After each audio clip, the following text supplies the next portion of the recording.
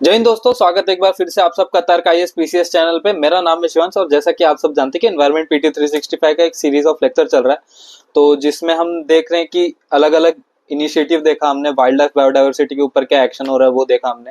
तो हमारा जो सेकंड चैप्टर था अभी वो कंप्लीट होने आया है और इसके बाद का जो चैप्टर है पॉल्यूशन, अगर अच्छा पेस रहा और अच्छी अंडरस्टैंडिंग रही तो कोशिश करेंगे कि हम पॉल्यूशन आज इनिशिएट कर दें या फिर अगले लेक्चर में उसको इनिशिएट करने का एक कोशिश करेंगे। तो फिलहाल तो हम कुछ इंपॉर्टेंट टर्मिनोलॉजी छूट गई थी हमारी पिछले लेक्चर में, मतलब काफी ज्यादा डायनामिक हो रहा था, तो फिर मैंने सोचा कि इसको मिनिमल रखते हैं क्योंकि इसमें अंडरस्टैंडिंग और कंसेप्चुअलाइजेशन बहुत ज्यादा इंपॉर्टेंट है। तो इसके लिए तो अभी शुरू करते हैं ग्लोबल एनवायरनमेंट फैसिलिटी। तो ये क्यों न्यूज में, देखो पहले तो इसमें अप्रूव हो गया 736.4 मिलियन की फंडिंग। ठीक है, अब ग्लोबल एनवायरनमेंट फैसिलिटी, इससे आपको क्या समझ में आ रहा है कि कोई एक एनवायरनमेंट है तो उसके ऊपर ग्लोबल मतलब इंटर गवर्नमेंटल अप्रोच रहेगा। ठीक है, हर एक गवर्नमेंट जो भी रहेगी इसमें पार्टिसिपेंट, वो इसमें अपना एक फंड करेगी और इस फंडिंग के थ्रू फैसिलिटी जाएगा जो कि ग्लोबल कॉज के लिए रहेगा, एनवायरनमेंट को कंजर्व या प्रिजर्व करने के लिए। ठीक है, मोटा मोटा यही है। अब इसमें थोड़ा डीप में जाते हैं। अब देखो इसके आउटकम क्या है कि मोबिलाइज हुआ GEF trust fund, least developed countries, देखो लीस्ट डेवलप्ड कंट्रीज ये आपको फोकस में रखना है fund, global biodiversity framework fund, ये सब टुगेदर जीईएफ फैमिली के फंड है, मतलब कि फैमिली ऑफ फंड है। सारी फंडिंग इन तीन मेजर है। ठीक है, include project like great green wall and sustainable cities integrated project. ठीक है, अब सस्टेनेबल सिटी इंटीग्रेटेड प्रोजेक्ट में क्या था कि जैसे जैसे अर्बनाइज डेवलप हो रहा है, अर्बनाइजेशन बहुत ज्यादा हो रहा है, तो उसमें सस्टेनेबल गोल को कैसे अचीव किया जा सके, मतलब वर्क फोर्स से लेकर के हर एक चीज उसमें कैसे कवर किया जा सके और उसको कैसे मतलब एनवायरनमेंट को जितना हो सके हार्मफुल इम्पैक्ट से बचाया जा सके। ग्रेट ग्रीन वॉल भी उसी तरह है कि एक वॉल, मतलब जैसे कि अपना हिमालय एक बैरियर जैसा खड़ा है, उसी तरह ये भी है। अब देखो जीजीडब्ल्यू क्या करता है, restoring landscape ecosystem across the Sahel region of Africa, ये अफ्रीका के लिए है। ठीक है, और SCIP जो भी है 20 कंट्री प्रोग्राम है, 20 country programme urban system transformation के लिए, लेकिन अपने SDG को भी कंट्रोल करते हुए। इसमें SDG ऐसा पर्टिकुलरली मेंशन तो नहीं है, लेकिन अगर इसका एक आप लिख सकते हो, कभी आया तो ये चीज ऐड ऑन कर सकते हो। इसमें दो इंडियन प्रोजेक्ट भी है, कौन कौन से, एक तो आपके कोहैबिटेट है और इसमें ये हुआ था कि कन्विंग मॉन्ट्रियल ग्लोबल बायोडाइवर्सिटी फ्रेमवर्क ये आया था।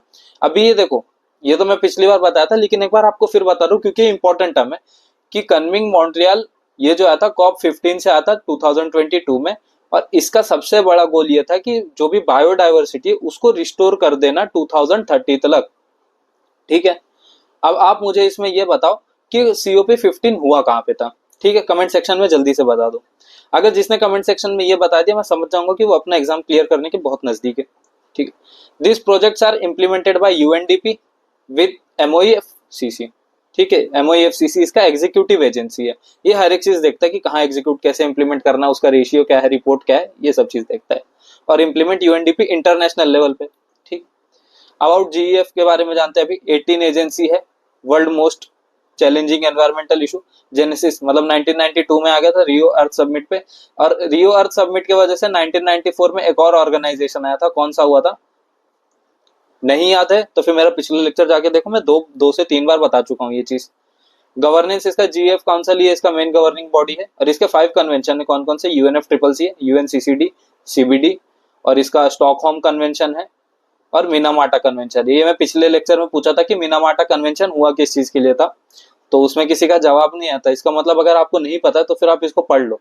ठीक है, और स्टॉकहोम कन्वेंशन जो है ऑर्गेनिक पॉल्यूटेंट्स के लिए, ये कभी कभी मैच द फॉलोइंग में आता है और PYQ में पूछा जा चुका है ये चीज, तो उस चीज पे ध्यान रखो। मेंबर कंट्री इंडिया है बिल्कुल है, 186 कंट्री है, इसका सेक्रेटेरिएट वॉशिंगटन DC में।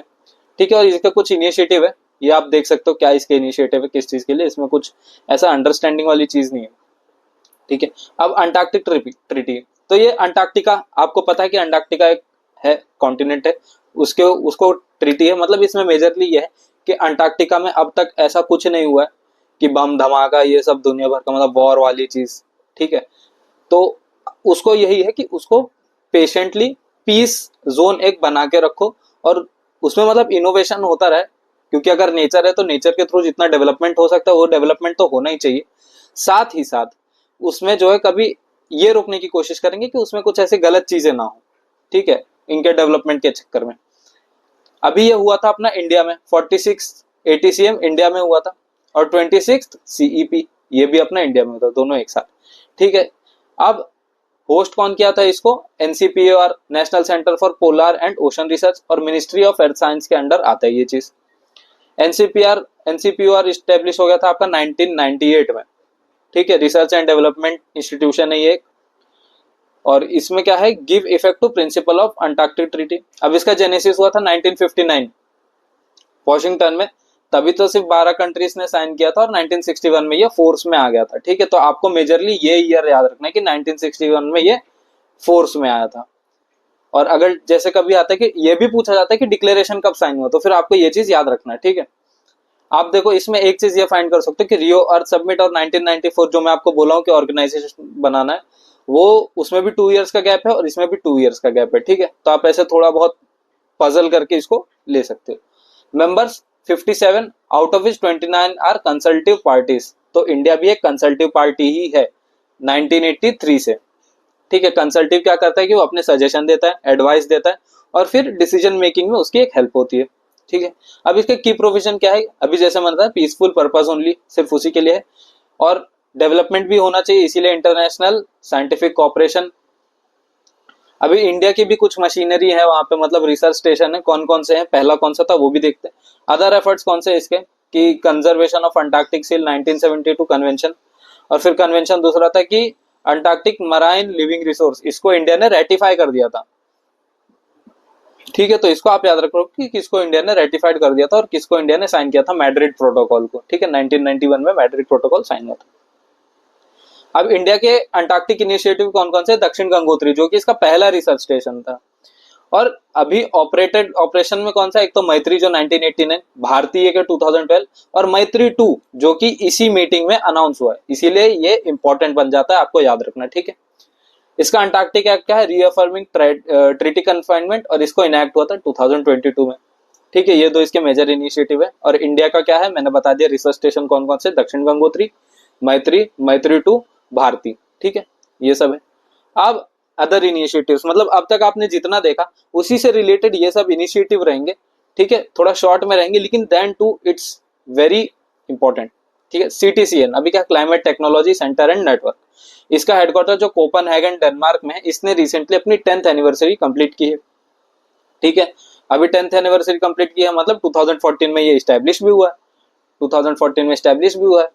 और ये टेक्नोलॉजी मैकेनिज्म है किसका? UNFCCC का, होस्टेड बाय UNEF।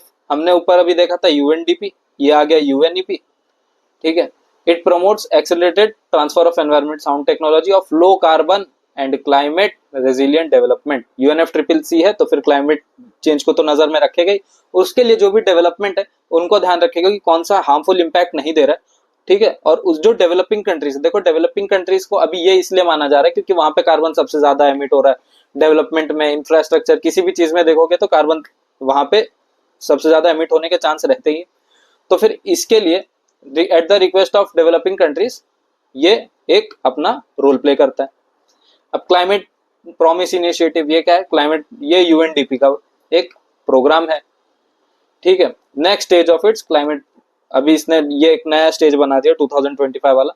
तो अभी इसका इनिशिएटिव क्या है कि support developing countries of their climate action. अभी ये बताओ कि क्लाइमेट एक्शन SDG का एक नंबर है, कौन सा नंबर है वो आप मेरे को कमेंट करके बताओ। बहुत इजी है क्योंकि SDG आपको मुंह पे याद रहना चाहिए, जितने 17 के 17 गोल्स है आपको SDG तो एटलीस्ट याद होना ही चाहिए, ठीक है। Whether you are new here, fresher हो या फिर आप ओल्ड हो तो फिर कोई दिक्कत नहीं है, लेकिन आपको यह याद होना ही चाहिए। It is the world largest offer to support to developing country on NDC enhancement and implementation. जो भी नेशनली डिटरमाइंड कंट्रीब्यूशन है उसको एनहांस करेगा और इम्प्लीमेंट करेगा, सपोर्ट करेगा डेवलपिंग कंट्रीज को, ठीक है। यही है इसका। और क्लाइमेट ये क्या एम क्या कर रहा है कि align next generation of developing countries to the goals of 2015 Paris climate agreement. Paris climate agreement ने 2015 में गोल लिया था, उसको कंप्लीट करना था। तो वो कौन सा गोल था नहीं याद, पिछला लेक्चर जाके देखो, क्योंकि मैं हर एक चीज आपको स्पून फीडिंग नहीं करने वाला हूँ यहाँ पे, ठीक है। हर एक लेक्चर में मैं कुछ नया डालने का कोशिश करूं तो फिर अगर मैं पुराने से ही भर दूंगा तो वो इतना बल्क हो जाएगा, ठीक है। उसी तरह से अगर आप नोट्स भी बना रहे हो, हर जगह आप पेरिस क्लाइमेट एग्रीमेंट ही लिख दोगे, हर जगह आप एसडीजी ही लिखते चले जाओगे, 1994 कहाँ था, कौन सा ऑर्गेनाइजेशन था, अगर आप वही लिखते चले जाओगे तो फिर आपका नोट्स बहुत बल्क बन जाएगा। ठीक है, तो ऐसी जगह लिखो, उसको हाईलाइट करो, तो फिर आपको हेल्प भी हो। ग्रीनिंग एजुकेशन पार्टनरशिप आप क्या है, यूनेस्को ने 2 लॉन्च किया है, एक तो ग्रीनिंग करिकुलम गाइडेंस और दूसरा है जीएसक्यूएस, मतलब ग्रीन स्कूल क्वालिटी स्टैंडर्ड। ठीक है, ये किसके अंदर आता है, जीईपी के अंदर आता है। अब जीईपी देखते हैं क्या है, ग्लोबल इनिशिएटिव है, ऑब्वियस सी बात है, यूनेस्को इंटरनेशनल साइट है तो ग्लोबल ही होगा। Countries to tackle the climate crisis by harnessing the critical role of education. मतलब अब तक एजुकेशन में हर एक चीज पढ़ा दे रहे हैं हम, कि साइंस के एकदम क्वांटम तक चले जा रहे हैं, एआई आ जा रहा है, नया नया सिलेबस बन जा रहा है हमारा, लेकिन हम एनवायरनमेंट को लेकर के कितना फोकस्ड है। तो फिर उसी चीज को ध्यान रखते हुए यूनेस्को ने अपने करिकुलम में डिसाइड किया कि ये अपने करिकुलम, मतलब आपका जो भी रहता है सब्जेक्ट कौन सा रहेगा, आपके एक्टिविटी आप कौन से करोगे ईयर में, एनुअल में, उसी को करिकुलम बोलते हैं। तो उसमें ये डाल दिया है कि आप जैसे कि पेड़ के बारे में कंजर्वेशन हो गया या फिर कुछ भी हो गया, आप एनवायरनमेंट के प्रति आप क्या पढ़ोगे, उसको सस्टेन कैसे किया जाता है, ये हर एक बच्चे को पढ़ाया जाए ये। और जीएसक्यूएस ये रहता है इसमें कि आप एक्शन ओरिएंटेड अप्रोच रखोगे। मतलब अगर आपको पेड़ लगाने के लिए बोल रहा है, अगर आपको सजेशन दे रहा है तो फिर आप उसको बाय एक्टिविटी भी करो। अगर आपको कह रहा है कि क्लीन वाटर करके, तो फिर आपके अगल बगल जो वाटर बॉडी है, पॉन्ड है, लेक है, तो फिर उसमें जाकर के पूरा एक स्कूल क्लास जो भी हो, जाके वहां पे उसको बाय एक्शन उसको क्लीन करें। ठीक है, तो ये पूरा यही है।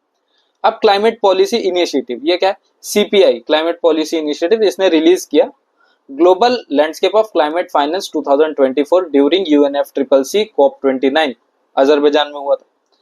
ये नॉट फॉर प्रॉफिट ऑर्गेनाइजेशन है, ठीक है, deep expertise in finance and policy, found हुआ था 2009 में, और ये सपोर्ट करता है नेशन को ताकि वो लो कार्बन इकोनॉमी को बिल्ड करे और इम्प्लीमेंट करे, ताकि क्लाइमेट इफेक्टिव रहे, एनर्जी रिसोर्स उसमें डेवलप हो, और जो लैंड यूज पॉलिसीज रहती है ना वो भी एनरिच हो। अब इसके की फाइंडिंग क्या है कि क्लाइमेट फ्लो जो हो रहा है ये यूएसडी 1.5 ट्रिलियन जो है क्रॉस कर लिया 2023 में, और इसका की इंक्रीज जो है रिन्यूएबल एनर्जी में हो रहा है। ठीक है, लो कार्बन ट्रांसपोर्ट, अभी देखो कार्बन ट्रांसपोर्ट भी मैंने आपको बताया था, कार्बन मार्केटिंग भी मैंने आपको बताया था। तो अगर आपको नहीं याद है, आप अभी जाके तुरंत देखो, नहीं तो फिर आपका मिस होने वाला है ना जो एग्जाम में, तो फिर उसका भरपाई ना तो मैं कर पाऊंगा ना तो आप खुद ही कर पाओगे। फॉसिल फ्यूल इन्वेस्टमेंट था इसमें, consumer fossil fuel subsidies continue to increase annually since 2020। ठीक है, जो फॉसिल फ्यूल में जो भी इन्वेस्टमेंट है हर साल ये दिन पर दिन बढ़ते ही चला जा रहा है। तो ये 2 मेजर रिपोर्ट थे इसके कि कार्बन, एक तो क्लाइमेट फ्लो जो है वो 1.5 ट्रिलियन यूएसडी ये जो है पार कर लिया 2023 में, और ये आपका फॉसिल फ्यूल। अब साइंस बेस्ड टारगेट इनिशिएटिव क्या है, देखो ये भी बहुत अच्छी चीज है। इसमें यह बोला कि जैसे जो कंपनी रहती है, अभी अगर वो ग्रीन हाउस गैस एमिट कर रही है तो उसको कंपनसेट करना रहता है। अभी कंपनसेट के अलावा वो उसको काउंटर बैलेंस करना हो तो फिर उसको बोल देंगे ऑफसेट कर देना। ठीक है, ये ऑफसेट का तो मीनिंग है। तो अभी इसमें जो क्लाइमेट एक्सपर्ट है ना, इन लोग ने ये आवाज उठाई, ये कंसर्न है इनका, चिंता ये है कि मतलब आप ऐसे बोल दे रहे हो कि आप ऑफसेट कर दिया, मतलब जो भरपाई कर रहे थे वो कंपनसेट नहीं करेंगे या फिर बहुत लो कॉस्ट या मिनिमल कॉस्ट देंगे, जो कि बोलते ना एक वैल्यू जो रहती है उसकी बहुत कम हो जाएगी। तो ग्रीन हाउस गैस एमिशन जो इन लोग एमिट कर रहे हैं उसका भरपाई इन लोग बहुत मिनिमल लेवल पे कर रहे हैं। ठीक है, उस वैल्यू चेन से, वैल्यू चेन के अकॉर्डिंग, तो उसी के ऊपर इन्होंने कंसर्न बताया, और इसमें कुछ न्यूज नहीं है ऐसा। तो अब ये आ गया है, तो साइंस बेस्ड जो भी है इसको देखते हैं कि क्या है टारगेट। ये कॉर्पोरेट क्लाइमेट एक्शन है। ठीक है, क्लाइमेट एक्शन देखो फिर से आ रहा है क्लाइमेट एक्शन, ये बार बार, तो देखो अभी मैं पढ़ रहा हूँ मेरे दिमाग में आ रहा है कि क्लाइमेट एक्शन एक एसडीजी है। ऐसे आप भी जब पढ़ते हो ना तो फिर अगर कोई टर्म आता है तो आपके दिमाग में आना चाहिए एसडीजी है कोई, या फिर कोई पॉलिसी का ऑब्जेक्टिव है, या फिर कुछ भी हो वो चीज, ऑर्गेनाइजेशन। और फिर ये इनेबल करता है कंपनी और फाइनेंशियल इंस्टीट्यूशन वर्ल्ड वाइड, ताकि क्लाइमेट क्राइसिस को रोका जा सके। Develop standard tools and guidance to meet corporate climate target. ठीक है, इनकॉर्पोरेटेड एज चैरिटी। अभी ये इसके कुछ ऑर्गेनाइजेशन है जैसे कि सीडीपी, यूएनजीसी, डब्ल्यूएमबीसी, वर्ल्ड रिसोर्स इनिशिएटिव और world wild life for nature, fund for nature. ठीक है, तो ये साइंस बेस्ड टारगेट इनिशिएटिव आपका होगा। ठीक है, वैसे ये पूछे जाने के चांसेस बहुत कम है, लेकिन ये सब आपको ध्यान में रखना चाहिए कि कभी भी पूछा जा सकता है। ठीक है, देखो ये प्रीलिम्स जैसे आ रहा है ना, डेप्थ एनालिसिस इतना होना चाहिए कि कोई चीज स्किप ना हो। अगर आपके सामने कोई टॉपिक आ रहा है तो फिर आप उसको ऐसे मत समझो कि चलो ठीक है यार बाद में कर लेंगे, वो टालने वाला काम मत करो, ऐसे आपका अटेम्प्ट टल जाएगा। जो बात है सीरियस बोल रहा हूँ। ठीक है, तो मेहनत करो। जो चीज टर्म आपको नहीं समझ में आ रहा है ना, आप कमेंट सेक्शन में डाल दीजिए, आपको अगर नहीं खुद से एफर्ट्स लेना तो। बाकी जितना एफर्ट्स खुद से लोगे वो सबसे ज्यादा बेटर है, उससे बेस्ट कुछ नहीं। फिर अब नाइसेस प्रोग्राम के बारे में आते, आगे बढ़ते। तो ये इनवाइट किया Indian to join in combating climate change. ठीक है, क्या है 2012 में ये कंसेप्ट आया था नाइसेस का, जिसमें ऑपरेटेड बाय इसरो। इसरो आता है department of science, department of space, sorry department of space, along with other ministries under national action plan on climate change. Okay, इसका ऑब्जेक्टिव क्या है कि generation and dissemination of long term essential climate variable. ठीक है, long term जो भी रहेगा climate variable, जो भी मतलब क्लाइमेट चेंज के इसमें जो हेल्प कर सकता है बीच में एज अ कैटलिस्ट बन के, कि जो क्लाइमेट चेंज हो रहा है उसको रोका जा सके, उसको लॉन्ग टर्म के लिए कैसे उसको इंप्लीमेंट करना है वो है। ठीक है, crucial for characterising earth climate. अभी इसका एम क्या है कि enhance participation of academia and research institution. देखो अभी देखो, रिसर्च वाली चीज और एकेडमिक वाली चीज एक साथ आ रही है। हमने ऊपर करिकुलम वाली चीज भी देखी, उसके बाद में हम लोग ने साइंस बेस्ड चीज देखा, अभी एकेडमी और रिसर्च इंस्टीट्यूशन जो कि क्लाइमेट चेंज में आ रहा है रिलेटेड। तो फिर वो है कि मल्टी डिसिप्लिनरी साइंटिफिक इन्वेस्टिगेशन, यही चीज है। और इसमें क्या है, इसरो के साइंटिस्ट को बुला के कि ये सब कैसे कंजर्व किया जा सकता है, ये सब चीज मोटा मोटा यही मानने के लिए। अब international network for terrestrial research and monitoring in the Arctic, हमने एंटार्क्टिक का देखा, तो अब आर्कटिक को क्यों छोड़े, अब आर्कटिक की बात करते हैं। इसका क्या है, project of large network of research station interact जो है, focused on Arctic and surrounding reason. देखो ये फुल फॉर्म आप याद कर लो। अभी जैसे कोई बच्चा अगर एनडीए सीडीएस ऐसे सारे एग्जाम दे रहा है, या फिर वो एक एग्जाम था, मतलब यही सब सीएपीएफ, हाँ सीएपीएफ दे रहा है, तो कभी कभी उसमें ना ऐसे लंबे लंबे जो ऑर्गेनाइजेशंस के रहते हैं ना, उसके फुल फॉर्म पूछ लेते हैं। तो अगर आप वो सब एग्जाम के लिए प्रिपेयर कर रहे हो तो फिर आप तब भी इसको नोट कर लो, क्या पता कब पूछा जाए। ठीक है, और अभी ये रिसर्च स्टेशन क्या है, स्प्रेड अक्रॉस है हर एक कंट्री में, northern Europe, Russia, US, Canada, Greenland, Iceland, Faroe island and Scotland, इन सब कंट्रीज में। ठीक है, हर एक में, इन सब कंट्रीज में ये इंप्लीमेंट है, और इसको फंड करता है यूरोपियन यूनियन। ठीक है, ऑब्जेक्टिव क्या है इसका, build capacity for identifying, understanding, predicting and responding to diverse environmental changes. ठीक है, वही है, घूम फिरा के वही बात हो रही है कि एनवायरमेंटल क्लाइमेट के लिए है ये सब चीज हो रहा है। ठीक है, तो इंटरैक्ट जो है आर्कटिक के रिलेटेड जो भी एनवायरमेंटल चेंज हो रहा है उसमें, तो फिर उसको ये, उस लूप होल को ये फुलफिल करेंगे। अब माइक क्या है, 1 million youth action challenge, 1 UN climate change learning partnership, UNCC learn जिसका नाम है। अभी एम क्या कर रहा है, encourage youth age to 10 to 30 years old to take concrete action for more sustainable future. ठीक है, 10 से 30 साल के बच्चे, इनकी एलिजिबिलिटी है, जिनको बनाया जाएगा ताकि ये सस्टेनेबल फ्यूचर पे वर्क कर सके। वर्क टू प्रमोट 4 SDG, 4 मतलब 4 SDG कौन कौन से, एक SDG 6 clean water and sanitation, SDG 12 responsible consumption and production, मतलब कोई चीज ज्यादा लिटर ना की जाए, वेस्ट ना किया जाए, क्योंकि जितना हम नेचुरल रिसोर्स की कदर करेंगे उतना नेचर हमारी कदर करेगा। SDG 13 क्लाइमेट एक्शन, जो मैंने पूछा तो वो यही आ गया। SDG 15 life on land. ठीक है, ये 4 को ये कवर करेगा, क्या, MYAC, और ये आपका यहाँ पे बन जाता है इंपॉर्टेंट, क्योंकि यही सब सवाल आएंगे, उठ के आएंगे। UNCC लर्न, ये क्या, 36 मल्टीलेटरल ऑर्गेनाइजेशन है जो एक साथ वर्क कर रही है ताकि कंट्री अपना नॉलेज और स्किल बिल्ड करे, ताकि क्लाइमेट चेंज के अगेंस्ट एक्शन ले सके। ठीक है, अब हमारा शॉर्ट न्यूज यहाँ पे एंड होता है और एक नया टॉपिक चालू होता है जिसका नाम है क्लाइमेट मिटिगेशन एंड अडाप्टेशन। बहुत ही ज्यादा एनरिच्ड है ये क्लाइमेट मिटिगेशन एंड अडाप्टेशन, और बहुत ही ईजी है अगर जिसका थोड़ा बहुत साइंस में रुचि रहेगा ना, या फिर नहीं भी रहेगा, मतलब ये अभी आपने जितना पढ़ा वो सब एक फैक्ट था, अब इसमें कंसेप्ट आएगा थोड़ा बहुत, तो फिर वो कैसे होगा देखते हैं। ग्रीन क्रेडिट रूल, अब तक आपने देखा था कि कार्बन क्रेडिट क्या होता है, अब आप देखो कि ग्रीन क्रेडिट क्या होता है। साइंस और कॉमर्स वाले एग्जांपल से बताऊंगा, बहुत इजी है। Ministry of environment and forest, इसने गाइडलाइन किया ग्रीन क्रेडिट प्रोग्राम के लिए। ठीक है, अभी आपको क्रेडिट प्रोग्राम से आपके एग्जाम के मार्कशीट याद आ रहे होंगे, अगर कोई स्पोर्ट्स का कोटा में तो उसको एक अलग से क्रेडिट दिया जाता था, सेम वैसा ही सिस्टम है। Focus on work for plantation on degraded forest areas under GCP on their eco restoration. देखो अभी ये सबको ना मैं एक साथ कंसाइज कर रहा हूँ, जो भी डिग्रेडेड फॉरेस्ट है, जितने पेड़ गिर गए वहां पे, कुछ भी गिर गया वहां पे, सॉइल डिग्रेड हो गया, कुछ भी वहां पे इकोसिस्टम को हार्म हुआ है, तो उसको ये रिस्टोर करने का प्लान है। लेकिन इसमें ये नहीं कि सिर्फ वो पेड़ ही लगाएंगे, पहले वो एनवायरनमेंट को जांच करेंगे, वहां के इकोसिस्टम का, वहां पे सॉइल कैसा है, वाटर बॉडी कैसा है, और वहां पे अवेलेबिलिटी ऑफ रिसोर्सेस कैसे हैं, जिसकी वजह से कौन कौन से वहां पे रीच हो सकते हैं, मतलब कि कोई भी स्पेशीज हो प्लांट रिलेटेड या फिर सॉइल रिलेटेड, वो कैसे एनरिच हो सकती है। तो इसके लिए वो सिर्फ पेड़ पे ही ध्यान नहीं देंगे, और मतलब वो नेचर को कंजर्व करना है तो हर एक चीज पे ध्यान देंगे जो चीज नेचर में आती है, ठीक है। जैसे कि shrub, herb, grasses, soil moisture conservation work, ठीक है। जब तक आपका सॉइल ही अच्छे से डेवलप नहीं है तो फिर वहां पे कोई पेड़ अच्छे से नहीं आ सकता। Rain water harvesting, rain water harvesting मतलब पानी को बचाया जाएगा, उससे हार्वेस्ट किया जाएगा जहां पे अच्छी खासी बारिश नहीं होती, मतलब जहां पे मिनिमम बारिश होती है, ठीक है। जैसे कि बैम्बू ड्रिप इरिगेशन, आपको अगर याद होगा कि जो नॉर्थ ईस्टर्न एरियाज में होते हैं, ठीक है। और इनका प्रेफरेंस रहता है ना इंडिजिनियस स्पेशीज को, क्योंकि इंडिजिनियस स्पेशीज सबसे अच्छा ग्रो होता है, उसको मतलब पकड़ रहती है उसके नेचर पे। अगर उसको थोड़ा बहुत भी खाना पीना मिल गया तो फिर वो अपना ग्रो होके अच्छा रिजल्ट देगा, आउटपुट देगा अपना, ठीक है। अब इसका कॉस्ट एस्टिमेट जो भी टाइटल रहेगा, eco restoration of identified degraded forest, ठीक है। अब आईसीएफआरई इसको जो है मतलब कंडक्ट करता है tree plantation with in 2 years. ICFRE क्या है वो भी हम अभी देखने वाले, ठीक है।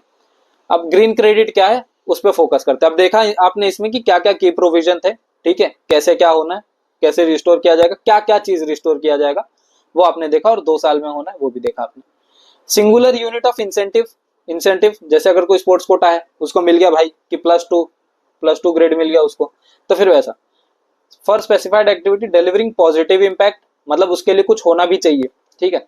On the environment traded on dedicated exchange similar to carbon credit, but still there is a difference in carbon credit. क्या है देखते हैं। ये ग्रीन क्रेडिट प्रोग्राम के अंदर आता है, कार्बन क्रेडिट ट्रेडिंग स्कीम, दोनों का एक्ट अलग है, देख सकते हो आप 1986 2001। और ये एनर्जी कंजर्वेशन में आता है, कार्बन से एनर्जी प्रोड्यूस होती है, तो फिर आप वो चीज ध्यान में रख सकते हो, ठीक है। अब ये बेनिफिट करता है इंडिविजुअल और कम्युनिटी, लेकिन कार्बन क्रेडिट आपका रहेगा इंडस्ट्री, कम्युनिटी या फिर कॉर्पोरेशन के लिए, इंडस्ट्रियल कम्युनिटी की बात कर रहा हूँ, ठीक है। अब ग्रीन क्रेडिट और कार्बन क्रेडिट में ये है कि ग्रीन क्रेडिट ना कॉमर्स वाला बच्चा है और कार्बन क्रेडिट साइंस वाला बच्चा है। आप कार्बन क्रेडिट से आप जो इंसेंटिव लिए रहोगे ना वो आप ग्रीन क्रेडिट में यूज कर सकते हो, लेकिन ग्रीन क्रेडिट से आपने जो इंसेंटिव अर्न किया है वो आप कार्बन क्रेडिट में नहीं यूज कर सकते। फॉर एग्जाम्पल जैसे कि अगर कोई अभी है ना ग्रीन क्रेडिट कॉमर्स का बच्चा है, साइंस का है कार्बन क्रेडिट। अब जिसने 11वीं 12वीं में साइंस लिया 11th 12th में, वो आगे चल के बीकॉम कर सकता है, लेकिन जिसने कॉमर्स ही 11th 12th में लिया है वो साइंस नहीं ले सकता। बाकी है दोनों भी पढ़ाई की चीज, दोनों भी बहुत अच्छे हैं, दोनों ही इंसेंटिव बेस्ड है, ठीक है। हर एक चीज से में बस इसमें डिफरेंस ये है इसका एक्ट का और इसका ये क्रेडिबिलिटी का, ठीक है। अच्छा एग्जांपल था। अब market based green credit programme के बारे में जानते हैं कि मार्केट बेस्ड मैकेनिज्म ये इंसेंटिवाइज करेगा एनवायरमेंट जो भी पॉजिटिव एक्शन है उन चीजों को, aligned with life mission life, ठीक है। Encourage industries companies and other entity, ताकि वो अपने ऑब्लिगेशन जो भी है उनको जो भी वॉलेंट्री उनके है उस पर ये अमल करें। एलिजिबल एक्टिविटी क्या है कि ट्री प्लांटेशन है, सस्टेनेबल एग्रीकल्चर प्रैक्टिस, और भी बहुत सारे, ठीक है, जिससे ही अर्न कर सके आप। इसमें जैसे ऊपर बताया था shrub, herb, grassland, soil enrichment, हर एक चीज, ठीक है। गवर्न इसका ये हाँ ये आता है 1986, हमने ऊपर देखा भी था 1986 के अंदर आता है, ठीक है। MOEFCC इसका नोडल एजेंसी है, ओके। अब इसका गवर्नेंस स्ट्रक्चर क्या है, इंटर मिनिस्टेरियल स्टीयरिंग कमेटी है। इंडियन काउंसिल ICFRE, हम देखो Indian council of forestry research and education serve as GCP administration. देखो मैंने इसमें आपको एग्जांपल दी, करिकुलम वाला ही दिया है एजुकेशन से रिलेटेड, ठीक है, तो फिर इसमें गड़बड़ नहीं होना चाहिए, ठीक है। अब project registration, verification and issuance of green credit established by ICFRE, ठीक है। अब ये अलग अलग कार्बन मार्केट और कार्बन ट्रेडिंग मैकेनिज्म है, कौन से कंप्लायंस मैकेनिज्म जो 9 सेक्टर ऑफ इंडस्ट्री को इंक्लूड करते हैं, कौन से fertiliser, iron steel, pulp paper, petrochemical, petroleum refinery, ऐसे ही आगे भी हैं, ठीक है, आप इसको देख सकते हैं। ऑफसेट मैकेनिज्म मैंने बताया जो कंपनसेट वाला चीज था वही इधर भी है, ठीक है। अदर इंस्ट्रूमेंट्स क्या है इसके कि platform achieve and trade scheme, PAT scheme, mandate large energy intensive industry to reduce their specific energy consumption, ठीक है। अब इसमें रिन्यूएबल एनर्जी भी आ जाएगा। अब इसमें देखो ये सब यही है कि आप कुछ कर रहे हो तो फिर उसका आपको सर्टिफिकेट दिया जाएगा, ठीक है। वही इंसेंटिव मतलब रिवॉर्ड एंड पनिशमेंट वाला सिस्टम है इसमें कि आपको हर एक चीज आप जो पॉजिटिव वे में कर रहे हो उसको आपको रिवॉर्ड मिलेगा, ठीक है। अभी value of REC is equivalent to 1 megawatt hour of electricity. वैसे ही ग्रीन वॉशिंग, अभी देखो ग्रीन वॉशिंग क्या है कि किसी के कंधे पे रख के बंदूक चलाना, बस यही है, ठीक है। कैसे? CCPA, central consumer protection authority, अब इसने गाइडलाइन इशू किया जो prevention and regulation of green washing and misleading environmental claims 2024। अब ग्रीन वॉशिंग है क्या चीज? ग्रीन वॉशिंग ऐसा है कि जैसे कि आप कोई एडवर्टीजमेंट कर रहे हो, आपकी कोई कंपनी या फिर इंडस्ट्री कुछ भी, अगर आप एडवर्टीजमेंट कर रहे हो तो फिर उसमें आप बता रहे कुछ और हो और है कुछ और। मतलब आप बता रहे हो कि वो चीज, मान के चलो जैसे कि अभी मेरा मिल्क का फैक्ट्री है और मैं बोल दे रहा हूँ कि मेरा जो मिल्क मैं जो प्रोड्यूस कर रहा हूँ यहाँ पे, प्रोडक्शन जिसका हो रहा है वो फोर्टिफाइड है, मैं ऐसा बोल दे रहा हूँ, ठीक है, और वो फोर्टिफाइड नहीं है, तो इसको बोल देंगे मिसलीडिंग करना, ठीक है। तो इसी तरह ये एक एग्जाम्पल था। तो फिर एनवायरमेंट के बेस में भी ऐसा ही होता है कि जैसे कि अगर कोई बोल दे कि इससे पॉल्यूशन सिर्फ 10% ही होता है जबकि वो हो रहा 15% है, तो ये सब मिसलीडिंग चीज है। तो फिर देखो इसमें कैसे आ जाता है, कंसीलिंग मतलब कि उसको ढक देना, ओमिटिंग मतलब चीजें छुपा देना, हाइडिंग रेलेवेंट इन्फॉर्मेशन, ठीक है, एग्जैजरेटिंग मतलब ओवर बता देना, मेकिंग वेग फॉल्स अनसब्स्टेंशिएटेड एनवायरमेंटल क्लेम्स, ठीक है, और मिसलीडिंग वर्ड भी यूज कर देंगे, ठीक है, ऐसा सिंबल और इमेजरी ये सब। और पॉजिटिव एनवायरमेंटल एस्पेक्ट जो भी रहेगा उसको, मतलब अगर बोलते हैं ना, अगर 10% भी अगर कुछ अच्छा कर रहे रहेंगे और पीछे 90% खराब कर रहे रहेंगे ना, तो इसको आगे कर देंगे ताकि सब अच्छा दिखे, ठीक है, ये चीज है। तो बस इसी के लिए गाइडलाइन आया 2024 में कि ये सब चीज नहीं होना चाहिए, और in addition to and not in derogation और टू अदर लॉ, ठीक है, वही है बड़ी बात। अब देखो इसके अलग अलग क्या है। ग्रीन हशिंग, ग्रीन हशिंग क्या है? अंडर रिपोर्ट और hide sustainable credential to avoid scrutiny, वही है 10% 90% वाला। अब ग्रीन रेसिंग क्या है कि अगर आप कुछ अच्छा कर रहे हो ना, जैसे एनवायरमेंटल सोशल और गवर्नेंस के टारगेट से, तो फिर उसको पहले ही बता देना कि हमने अचीव कर लिया जबकि आप अचीव नहीं किए हो, ठीक है, तो वही ये बात घुमाना। और ग्रीन लेबलिंग क्या है कि अनसस्टेनेबल प्रोडक्ट जो भी रहता है उसको बोल देना ग्रीन है और सस्टेनेबल है, मतलब साफ सफेद झूठ भाई। और ग्रीन लाइटिंग क्या है कि high lighting of particularly green feature, ठीक है, ताकि उससे जो है पिछला छुप जाए, ये 10% 90% वाली चीज है ये भी।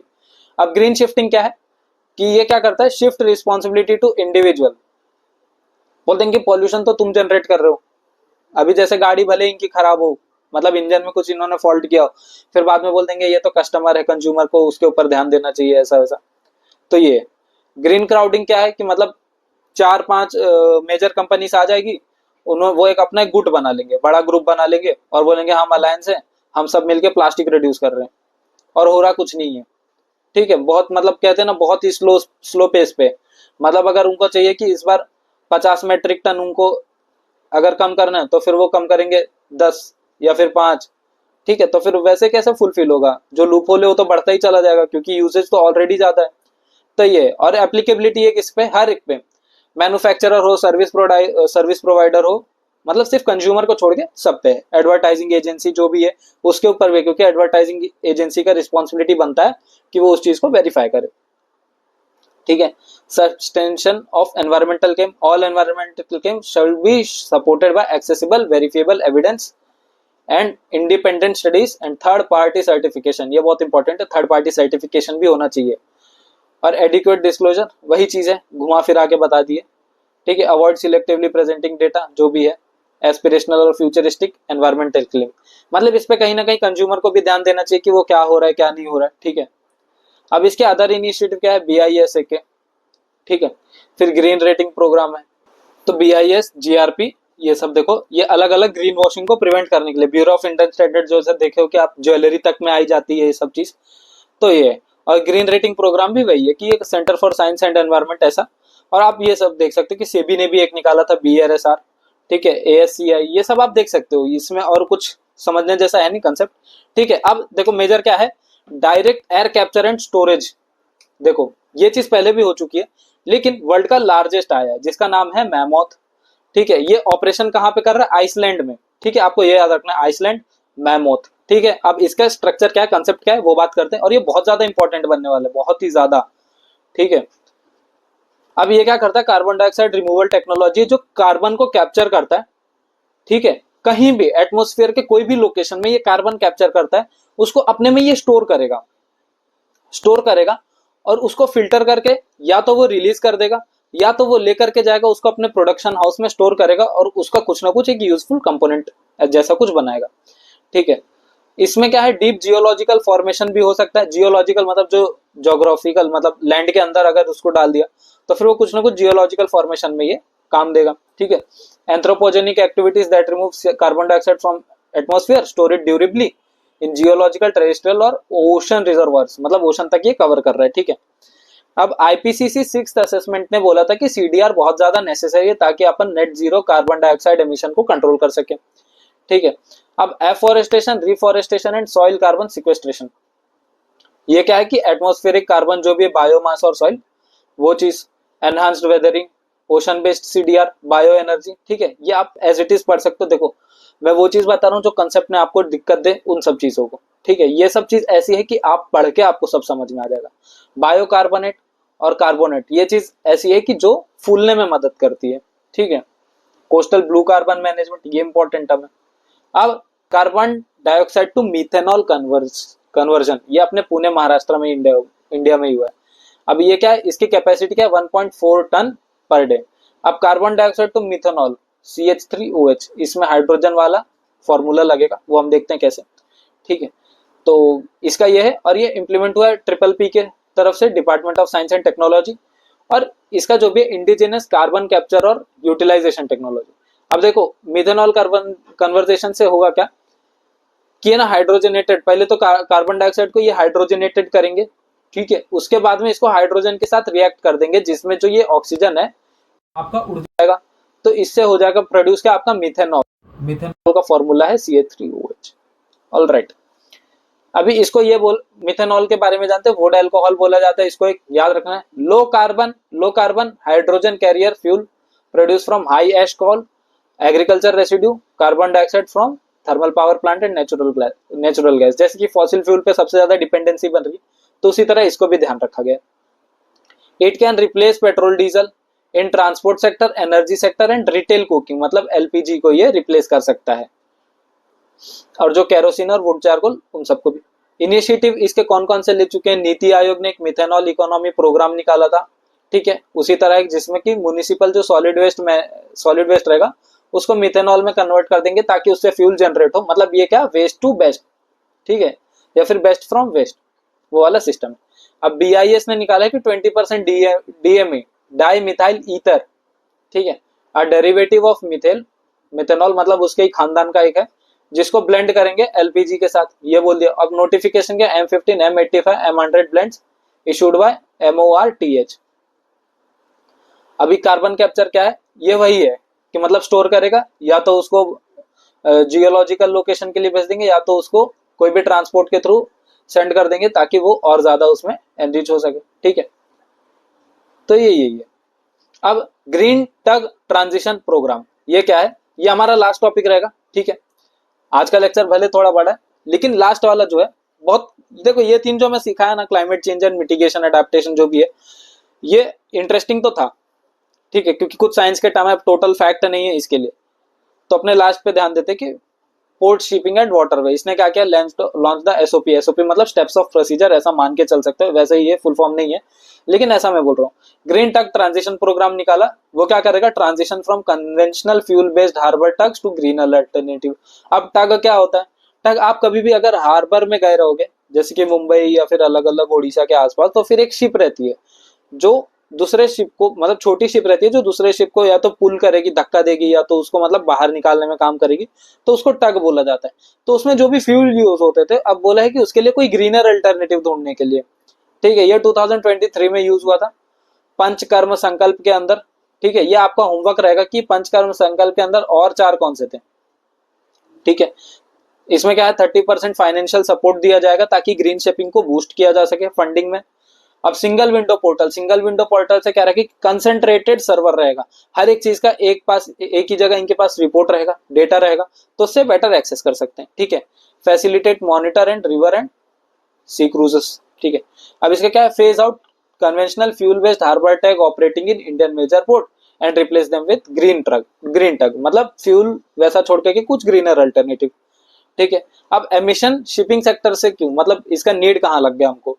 ग्लोबल देखो, globally 3% of world carbon dioxide वहां से यहाँ से आता है। तो फिर अगर 3% मिनिमाइज होकर के अगर ये 2% भी मिनिमाइज हो जा रहा है, ठीक है, तो फिर अपना 1% ही है, तो कहीं ना कहीं कुछ तो फायदा होगा।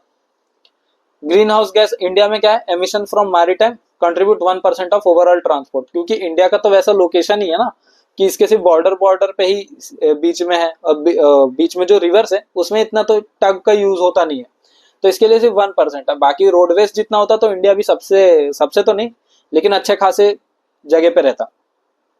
अदर इनिशिएटिव क्या है इसके, revise GHG by IMO, sectoral target है इसका नेट जीरो एमिशन बाय 2050, इसको याद कर लो, इंपॉर्टेंट है ये।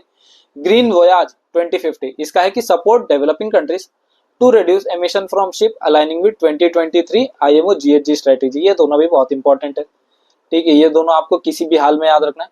Sagarmala programme maritime India vision 2030, आप जानते ही होंगे इसको।